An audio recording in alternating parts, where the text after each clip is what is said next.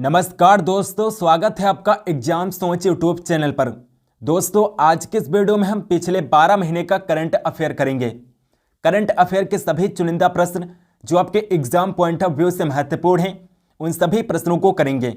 ये वीडियो आपके सभी एग्जाम के लिए यूजफुल होगी, तो आप इस वीडियो को पूरा जरूर देखिएगा।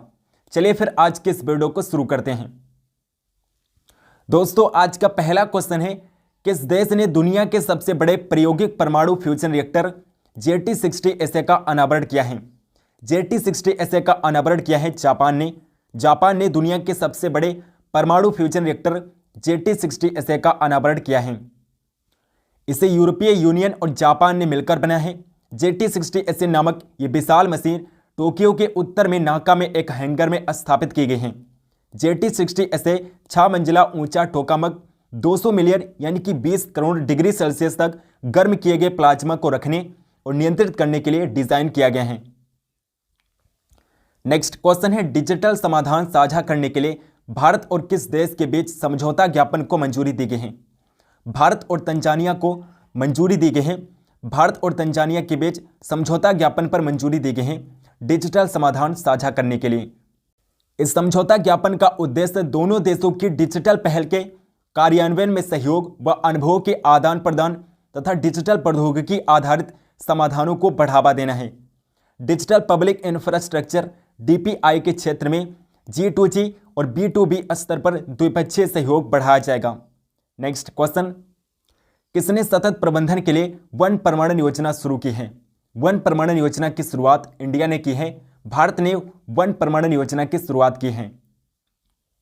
पर्यावरण, वन और जलवायु परिवर्तन मंत्रालय ने भारतीय वन और लकड़ी प्रमाणन योजना शुरू की है। इस स्वैच्छिक राष्ट्रीय प्रमाणन पहल का उद्देश्य भारत में अस्थायी वन प्रबंधन और कृषि वानिकी प्रथाओं को प्रोत्साहित करना है। इस योजना में वन प्रबंधन प्रमाणन के बाहर पेड़ और हिरासत प्रमाणन की श्रृंखला शामिल है। नेक्स्ट क्वेश्चन, अगला क्वेश्चन है, किस देश के NGO को अंतर्राष्ट्रीय लैंगिक समानता पुरस्कार 2023 से सम्मानित किया गया? अफगानिस्तान के NGO को अंतर्राष्ट्रीय लैंगिक समानता पुरस्कार से सम्मानित किया गया है। अफगानिस्तान के NGO को।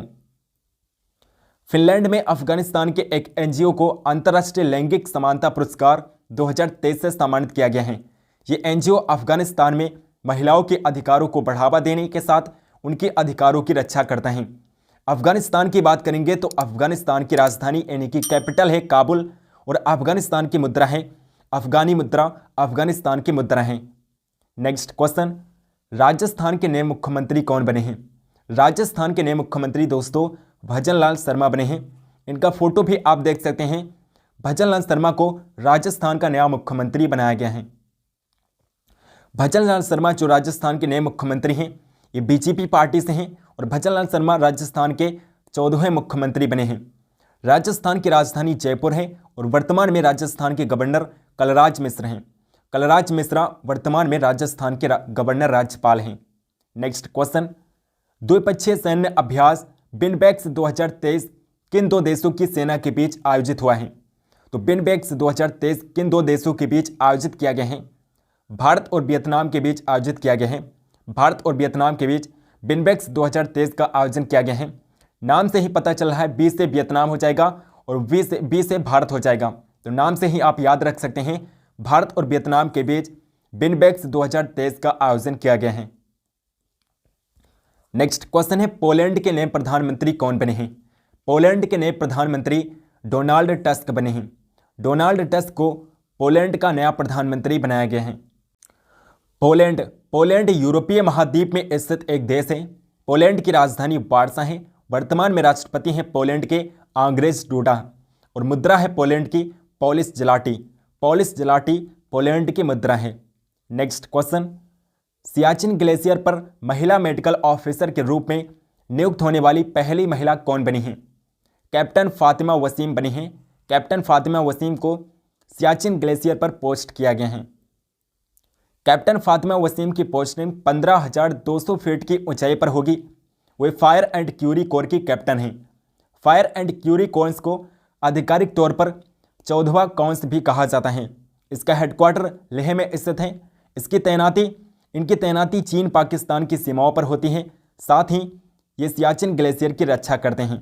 नेक्स्ट क्वेश्चन, वर्ष 2023 में इटली के सर्वोच्च सम्मानों में से एक the order of the merit से किस भारतीय अभिनेता को सम्मानित किया गया है? The order of the merit से कबीर बेदी को सम्मानित किया गया है। कबीर बेदी जो कि एक एक्टर हैं, इनको सम्मानित किया गया है the order of the merit से। इटली सरकार द्वारा ये अवार्ड उन्हें प्रदान किया जाता है जिन्होंने इतालवी समाज और उससे परे उत्कृष्ट उपलब्धियों और योगदान के माध्यम से खुद को प्रतिष्ठित किया गया है। उन्हें प्रदान किया जाता है इटली सरकार के द्वारा ये अवार्ड। नेक्स्ट क्वेश्चन, किस देश ने दुनिया की सबसे गहरी अंडरग्राउंड प्रयोगशाला बनाई है? दुनिया की सबसे गहरी अंडरग्राउंड प्रयोगशाला का निर्माण किया है चाइना ने। चीन ने दुनिया की सबसे गहरी अंडरग्राउंड प्रयोगशाला का निर्माण किया है। ये लैब चीन के सिचुआन प्रांत में बनाई गई है। इस लैब की गहराई 1.5 मील है। इससे पहले इटली की ग्रैन सेमो नेशनल लेबोरेटरी दुनिया की सबसे बड़ी अंडरग्राउंड लेबोरेटरी थी। इस प्रयोगशाला में ब्रह्मांड के सबसे बड़े अनसुलझे रहस्य डार्क मैटर के बारे में स्टडी करने के लिए बनाए गए हैं। नेक्स्ट क्वेश्चन, वैश्विक स्टार्टअप फंडिंग इंडेक्स 2023 में भारत किस स्थान पर रहा? वैश्विक स्टार्टअप फंडिंग इंडेक्स 2023 में भारत का 4th स्थान रहा है। भारत 4थे स्थान पर रहा है। नेक्स्ट क्वेश्चन, जल शक्ति मंत्रालय ने जल इतिहास उत्सव का आयोजन कहां पर किया है? जल इतिहास उत्सव का आयोजन कहां पर किया गया? दिल्ली में किया गया है दोस्तों। दिल्ली में जल इतिहास उत्सव का आयोजन किया गया है। इस कार्यक्रम का उद्देश्य जल विरासत स्थलों के संरक्षण के प्रति जन जागरूकता बढ़ाना है। ये आम लोगों में स्वामित्व की भावना पैदा करना, पर्यटन को बढ़ावा देने के साथ साथ ऐसी विरासत संरचनाओं का जीर्णोद्धार करेगा। नेक्स्ट क्वेश्चन, भारत का पहला बुलेट ट्रेन स्टेशन कहां पर बनकर तैयार हुआ है? भारत का पहला बुलेट ट्रेन स्टेशन कहां पर बना है? अहमदाबाद में बना है दोस्तों। अहमदाबाद में भारत का पहला बुलेट ट्रेन स्टेशन बनाया गया है, अहमदाबाद सिटी में। इस स्टेशन को जापान की मदद से तैयार किया गया है। यह स्टेशन गुजरात के अहमदाबाद शहर में स्थित है। इस बुलेट ट्रेन की अधिकतम स्पीड 350 किलोमीटर प्रति घंटा है। पहली बुलेट ट्रेन अहमदाबाद और मुंबई के बीच चलेगी। अगला क्वेश्चन, भारतीय संविधान के मुख्य वास्तुकार डॉक्टर भीमराव अंबेडकर की 5 फीट 11 इंच लंबी मोम की प्रतिमा का अनावरण कहां पर किया गया? 5 फीट 11 इंच लंबी डॉक्टर भीमराव अंबेडकर की प्रतिमा का अनावरण किया गया है जयपुर वैक्स म्यूजियम में। जयपुर वैक्स म्यूजियम में भीमराव अंबेडकर की प्रतिमा का अनावरण किया गया है। 6 दिसंबर को महापरिनिर्वाण दिवस के मौके पर जयपुर में नाहरगढ़ किले के वैक्स म्यूजियम में डॉक्टर भीमराव अंबेडकर के वैक्स स्टैचू का अनावरण किया गया। ये मूर्ति 5 फीट 11 इंच लंबी है और इसका वजन लगभग 38 किलोग्राम है। नेक्स्ट क्वेश्चन, इसरो के आदित्य L1 मिशन में लगे किस इमेजिंग टेलीस्कोप ने सूर्य की पहली फुल डिस्क तस्वीरें खींची हैं? SURT ने खींचा है। SURT ने फुल डिस्क तस्वीरें खींची हैं। SURT के जरिए भेजी गई तस्वीरों की स्टडी से वैज्ञानिकों को मैग्नेटिक सोलर एटमॉस्फेयर की डायनेमेटिक कपलिंग की स्टडी में मदद मिलेगी। इससे पृथ्वी पर सोलर रेडिएशन के असर को रोकने के उपाय निकल सकेंगे। साथ ही आदित्य L1 मिशन को किस रॉकेट से लॉन्च किया गया था? तो PSLV XL C57 से लॉन्च किया गया था।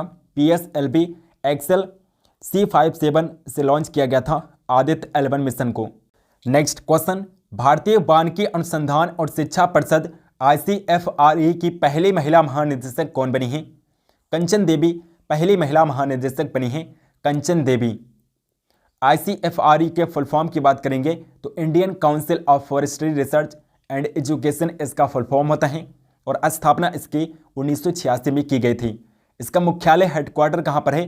तो देहरादून में, उत्तराखंड के देहरादून में स्थित है। नेक्स्ट क्वेश्चन, अगला क्वेश्चन है दोस्तों, किस ओलंपियन खिलाड़ी को वर्ष 2023 में प्रतिष्ठित 35वें जिमी जॉर्ज फाउंडेशन पुरस्कार से सम्मानित किया गया है? 35वां जिमी जॉर्ज फाउंडेशन पुरस्कार दिया गया है मुरली श्रीशंकर को। मुरली श्रीशंकर को 35वां जिमी जॉर्ज फाउंडेशन पुरस्कार से सम्मानित किया गया है। लंबी कूद के ओलंपियन मुरली श्रीशंकर को केरल के सर्वश्रेष्ठ खिलाड़ी के लिए 35वें जिमी जॉर्ज फाउंडेशन पुरस्कार से सम्मानित किए जाने की घोषणा की गई है। अगला क्वेश्चन, नेक्स्ट क्वेश्चन है, दिसंबर 2023 में किस देश ने चीन के belt and road initiative project से बाहर निकलने की घोषणा की है? इटली ने घोषणा किया है। इटली देश ने घोषणा की है कि वो चीन के belt and road initiative project से बाहर निकलेगा। बेल्ट एंड रोड इनिशिएटिव क्या है दोस्तों? तो इसे वर्ष 2013 में लॉन्च किया गया था और इसका उद्देश्य था दक्षिण पूर्व एशिया, मध्य एशिया, खाड़ी क्षेत्र, अफ्रीका एवं यूरोप को स्थल तथा समुद्री मार्गों के नेटवर्क से जोड़ना belt and road initiative project का उद्देश्य था। नेक्स्ट क्वेश्चन है, रेलवे के सर्वोच्च पुरस्कार अति विशिष्ट रेल सेवा अवार्ड 2023 से किसे सम्मानित किया गया है? अति विशिष्ट रेल सेवा अवार्ड 2023 किसे दिया गया है? प्रशस्ति श्रीवास्तव को दिया गया है। प्रशस्ति श्रीवास्तव को दिया गया है। इनका फोटो आप देख सकते हैं। प्रशस्ति श्रीवास्तव को अति विशिष्ट रेल सेवा अवार्ड 2023 से सम्मानित किया गया है। प्रशस्ति श्रीवास्तव उत्तर मध्य रेलवे के आगरा मंडल में वाणिज्यिक प्रबंधन के पद पर हैं। प्रशस्ति श्रीवास्तव के पायलट प्रोजेक्ट से मालगाड़ी के संचालन के समय की बचत के साथ ही वैगन से माल लोड करने और उसे उतारने के लिए कन्वेयर बेल्ट पर बेहतरीन कार्य किया गया है, जिसके लिए रेलवे की ओर से उन्हें पुरस्कृत किया जा रहा है।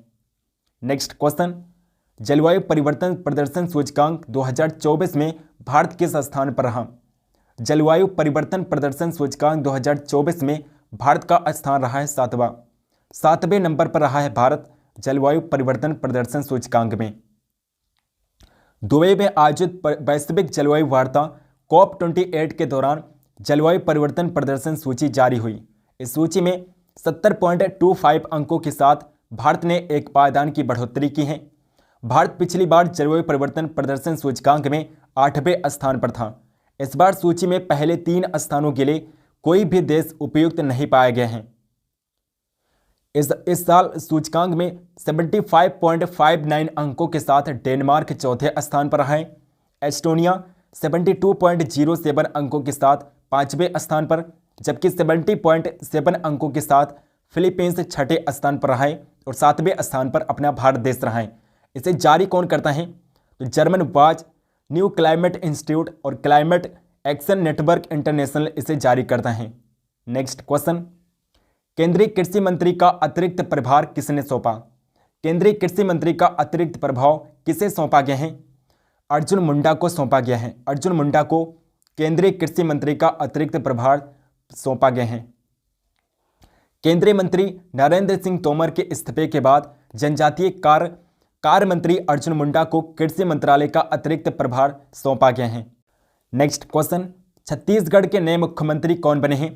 विष्णुदेव साय को छत्तीसगढ़ का नया मुख्यमंत्री बनाया गया है। विष्णुदेव साय को भारतीय जनता पार्टी ने विष्णुदेव साय को छत्तीसगढ़ का नया मुख्यमंत्री चुना है। छत्तीसगढ़ की राजधानी रायपुर है। छत्तीसगढ़ की स्थापना 1 नवंबर 2000 को की गई थी। वर्तमान में छत्तीसगढ़ के मुख्यमंत्री विष्णुदेव साय जो कि बीजेपी पार्टी से हैं, और राज्यपाल छत्तीसगढ़ के विश्वाभूषण हरिचंदन वर्तमान में छत्तीसगढ़ के राज्यपाल हैं। नेक्स्ट क्वेश्चन, संयुक्त राष्ट्र ग्लोबल क्लाइमेट एक्शन अवार्ड 2023 किसने जीता है?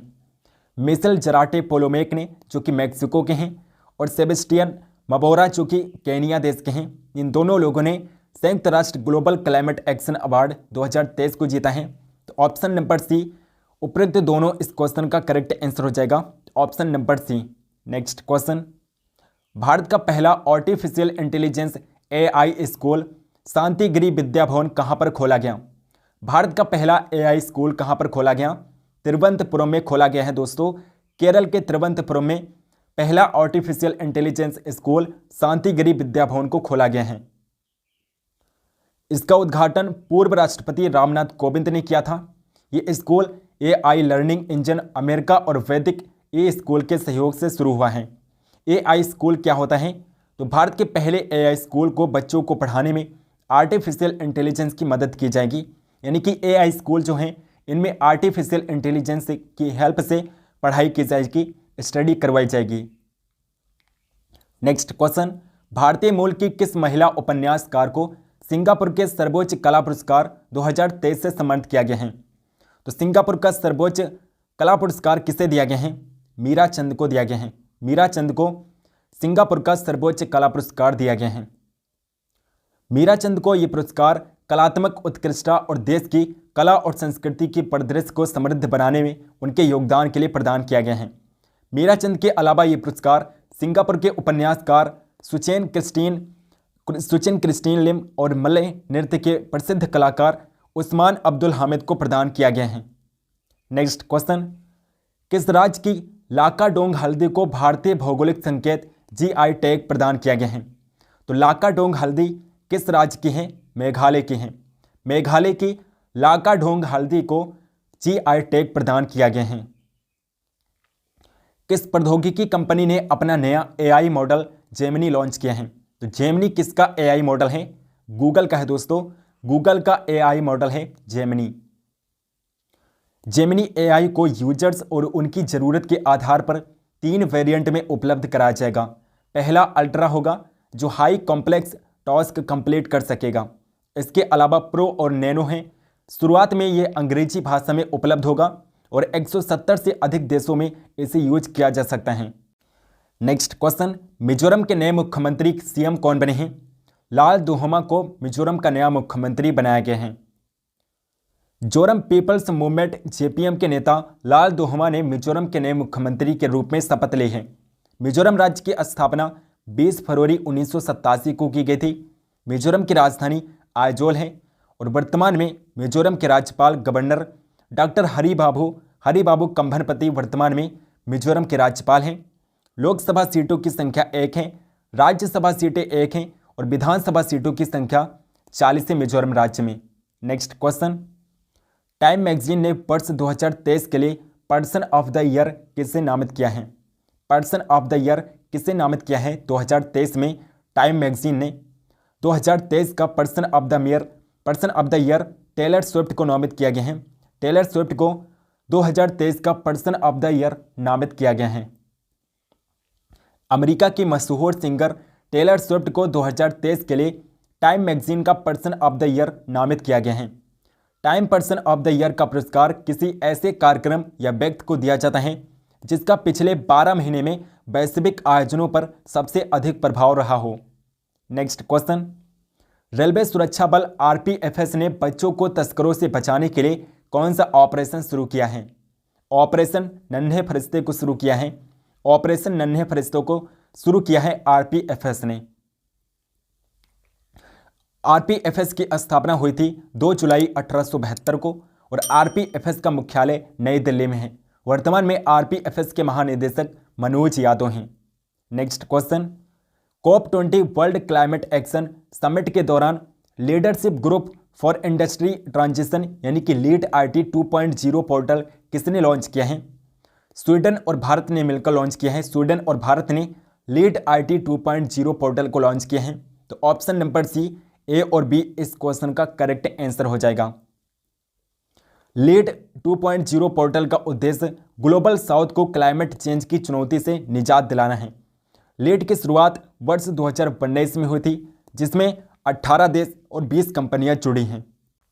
नेक्स्ट क्वेश्चन, 91 इंटरपोल महासभा 2023 का आयोजन कहां पर हुआ है? वियना में किया गया है। ऑस्ट्रिया के वियना में 91 इंटरपोल महासभा का आयोजन किया गया है। इसकी स्थापना की गई थी 7 सितंबर 1923 में और इसका मुख्यालय लियोन में है, फ्रांस के लियोन में। वर्तमान में इसके अध्यक्ष कौन हैं? तो अहमद नासर अल रईसी वर्तमान में इसके अध्यक्ष हैं। इसमें वर्तमान में 195 देश शामिल हैं। नेक्स्ट क्वेश्चन, टाइम मैगजीन ने वर्ष 2023 के लिए एथलीट ऑफ द ईयर किसे नामित किया है? 2023 का athlete of the year Lionel Messi को नामित किया गया है। लियोनेल मेसी को 2023 का एथलीट ऑफ द ईयर नामित किया गया है।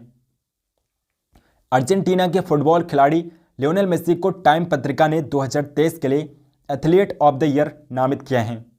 नेक्स्ट क्वेश्चन, भारत में पहली बार पुरुष वॉलीबॉल क्लब विश्व चैंपियनशिप 2023 का आयोजन कहां पर हुआ है? बेंगलुरु में किया गया है। बेंगलुरु में किया गया है। FIVB federation international D volleyball mains club volleyball world championship 2023 Bengaluru में कोरमंगला इंडोर स्टेडियम में शुरू हुई है। इस प्रतिष्ठित टूर्नामेंट का आयोजन पहली बार भारत में हो रहा है और इस बार का ये 18वां संस्करण है। नेक्स्ट क्वेश्चन, पहला एशियाई रेंजर फोरम 2023 कहां पर आयोजित हुआ है? पहला एशियाई रेंजर फोरम 2023 कहां पर आयोजित किया गया है? भारत के गुवाहाटी शहर में पहला एशियाई रेंजर फोरम आयोजित किया गया है। यह फोरम विश्व स्तर पर रेंजरों को प्रभावित करने वाले मुद्दों पर सहयोग करने और समाधान प्रदान करने के लिए आयोजित किया गया था। नेक्स्ट क्वेश्चन, प्रधानमंत्री नरेंद्र मोदी ने ग्रीन क्रेडिट पहल की शुरुआत कहां पर की है? प्रधानमंत्री नरेंद्र मोदी ने ग्रीन क्रेडिट पहल की शुरुआत COP20 के दौरान दुबई में की है। COP20 के दौरान दुबई में प्रधानमंत्री नरेंद्र मोदी ने ग्रीन क्रेडिट पहल की शुरुआत की है। प्रधानमंत्री नरेंद्र मोदी ने COP20 दुबई में बंजर भूमि पर वृक्षारोपण के माध्यम से ग्रीन क्रेडिट जनरेट करने पर ध्यान केंद्रित करने वाली एक पहल शुरू की है। नेक्स्ट क्वेश्चन, वर्ष 2023 के लिए sports business leader of the year पुरस्कार से सम्मानित होने वाले पहले भारतीय कौन बने हैं? जैसा पहले भारतीय बने हैं जिन्हें सम्मानित किया गया है sports business leader of the year पुरस्कार से। BCCI के सचिव जयशाह को CCI स्पोर्ट्स बिजनेस अवार्ड से sports business leadership of the year 2023 से सम्मानित किया गया है।